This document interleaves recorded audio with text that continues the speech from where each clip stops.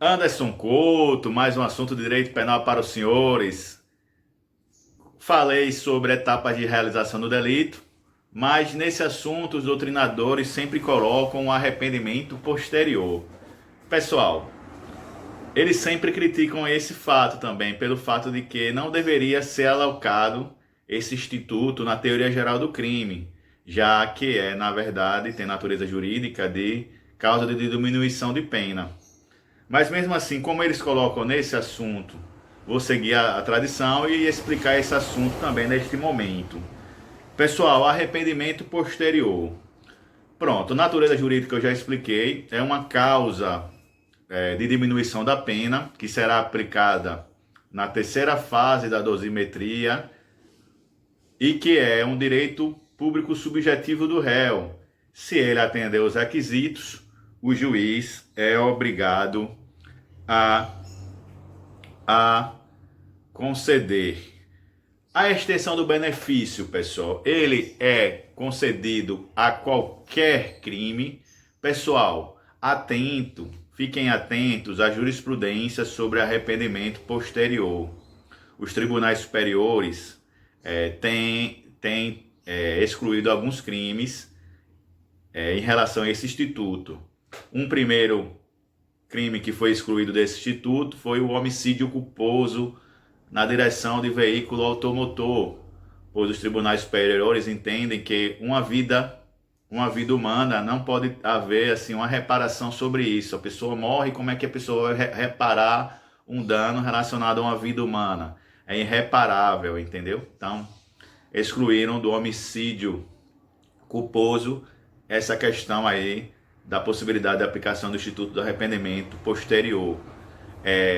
Também foi excluído, no caso, pessoal, a questão da moeda falsa.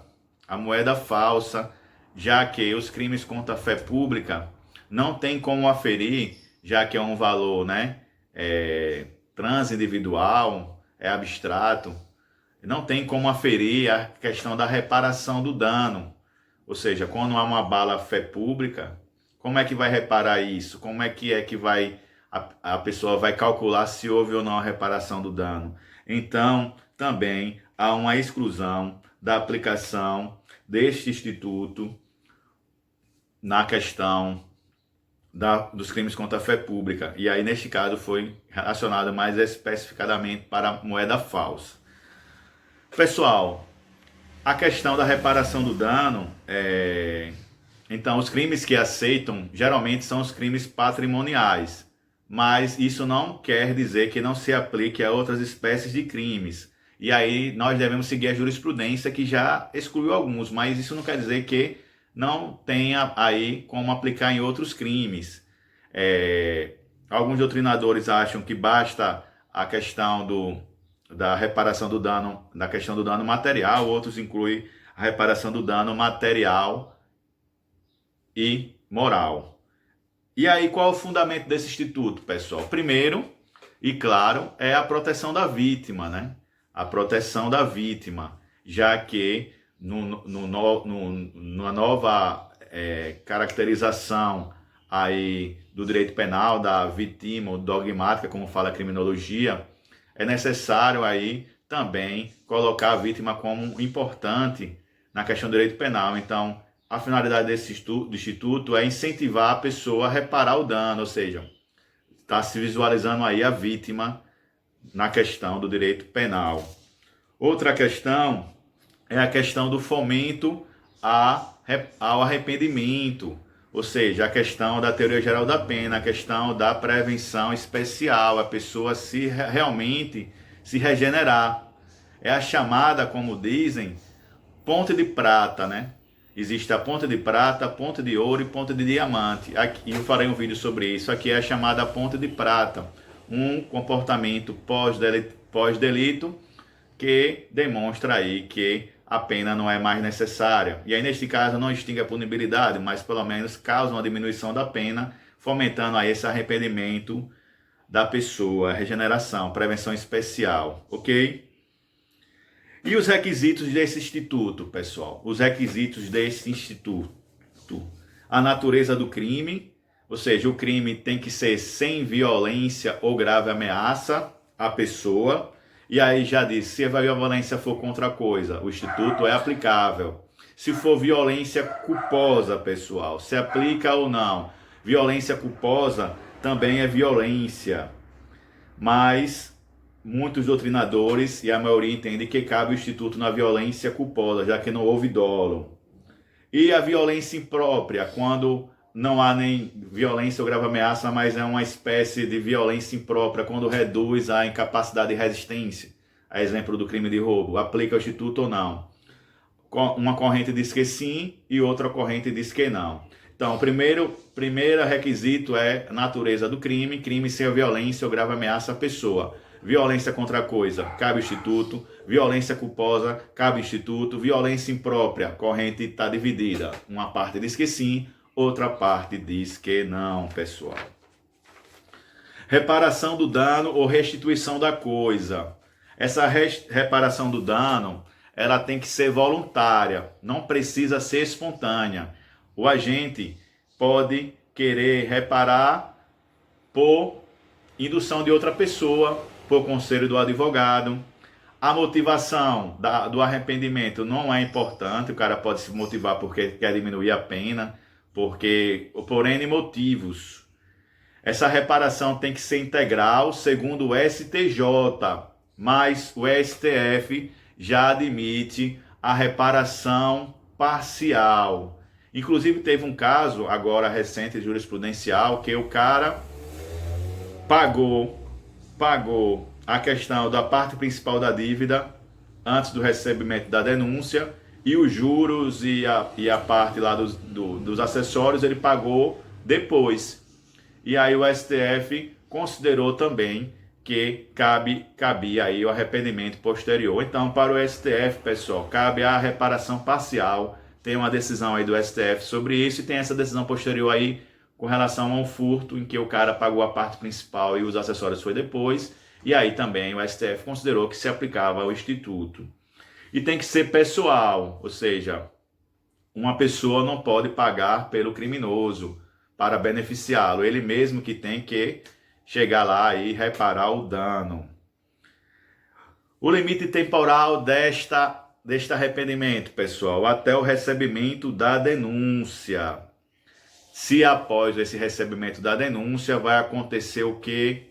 Uma atenuante genérica, pessoal, atenuante genérica. Então, o marco temporal do arrependimento posterior até o recebimento da denúncia. E aí, qual é o critério, pessoal? Qual é o critério para a causa de diminuição, que é de 1/3 a 2/3?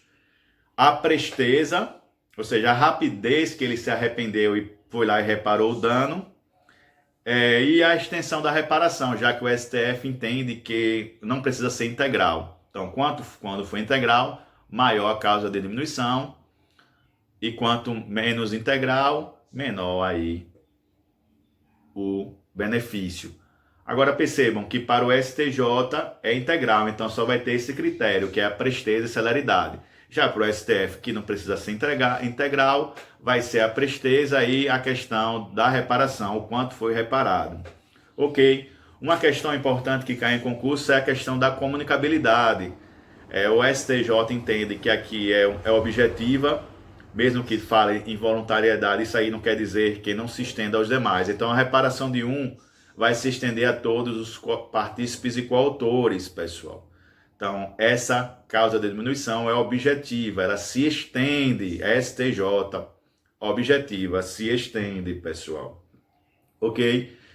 Tem uma questão interessante, pessoal, que é jurisprudencial também, sobre a questão do furto de energia elétrica mediante fraude, em que a pessoa reparou o dano e ele queria a extinção de punibilidade da questão, dizendo que era uma analogia ao débito fiscal.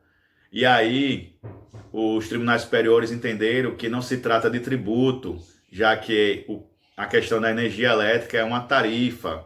E aí não aplicou a questão da extinção de punibilidade nas questões dos débitos fiscais, mas mandou aplicar aí o arrependimento posterior, o Instituto do Arrependimento Posterior. mais uma jurisprudência para os senhores. Pessoal, e algumas questões que são parecidas com essa questão aí do comportamento pós-deletivo que pode ser benéfico. Então, existem alguns institutos também aí na doutrina. A questão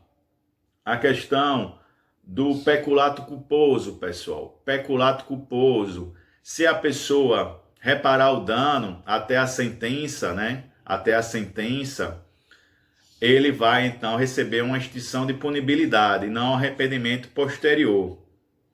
Então é um pouco diferente quando se trata de peculato culposo. Mas cuidado para não cair na pegadinha, pessoal. Porque eles podem colocar o peculato doloso e aí vai se aplicar normalmente o instituto do arrependimento posterior. No caso, quando for culposo, e aí há extinção de punibilidade, quando é até a sentença. Então, cuidado com essas pegadinhas. Na questão dos juizados especiais criminais, a reparação do dano, quando há lá a questão do acordo civil, né? A composição do dano civil, nos crimes de ação pública condicionada à representação e crimes de ação privada, vai gerar o quê? A extinção de punibilidade, pessoal. Então, é diferente também no caso dos crimes de menor potencial ofensivo, ocorrendo aí a composição do civil dos danos nessas duas espécies de ações, ação pública condicionada à representação e ação privada, vai ocorrer aí a extinção de punibilidade. E na questão da apropriação indébita previdenciária, vai também, quando ocorrer um pagamento aí espontâneo dos débitos, antes de qualquer ação fiscal, vai ocorrer a extinção de punibilidade e não arrependimento posterior. Ok? Então é isso. Institutos semelhantes, só que não se aplica o arrependimento posterior, vai ser causas de extinção de punibilidade. Repetindo, peculato culposo, composição civil dos danos, né, ação penal pública condicionada à representação e ação penal privada, e na questão da apropriação indébita previdenciária, pessoal. Aplica-se aí a extinção de punibilidade e não arrependimento posterior. Ok, pessoal? Anderson Couto, até a próxima abordagem. Tamo juntos.